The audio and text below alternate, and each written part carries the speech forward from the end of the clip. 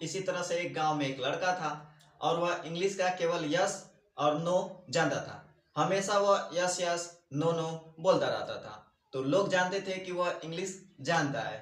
तो एक बार क्या होता है कि दो फॉरेनर मतलब कि विदेशी उसी गांव में आते हैं और वह बहुत प्यासे होते हैं और पानी ढूंढते हैं और नहीं मिलता है तो लोगों से पूछते हैं कि just we need water, have you water.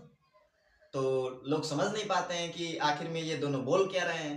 तो बोलते हैं कि लग रहा है कि ये लोग इंग्लिश बोल रहे हैं, तो जाओ उस लड़के को बुला लाओ जो इंग्लिश समझता है। तो उस लड़के को बुला कर लाते हैं और उस लड़के को बुला कर लाते हैं तो बोलता है कि यस।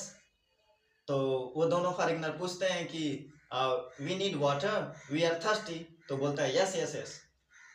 तो दोनों विदेशी बोलते हैं जस्ट गिव। बोलता है नो नो नो। कहते हैं अभी कह रहा था कि यस यस, अब कह रहे नो। तो फिर बोलते हैं कि what happen, yes yes yes yes. कुछ भी पूछने पर बोलता था yes yes yes, no no no, yes yes yes, no no no. मतलब कि वह दोनों विदेशी समझ जाते हैं कि लगता है कि यही केवल जानता है यस यस नो नो। तो उसको इशारे से बुलाते हैं और साइड में लेकर जाते हैं और उसे बहुत मार मारते हैं और उसके बाद से उसे छोड़ देते हैं।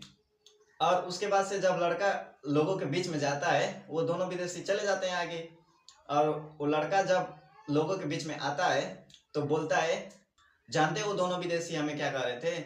यह कह रहे थे कि अगर तुम इतना इंग्लिश जानते हो तो तुम इन लोगों के बीच में क्या कर रहे हो, चलो हम लोग के साथ, तुम्हें ढेर सारा पैसा मिलेगा वहां पर। इसीलिए यह भी कहा जाता है कि अधूरा ज्ञान बहुत खतरनाक होता है, इसीलिए आप इंग्लिश पूरा सीखिए।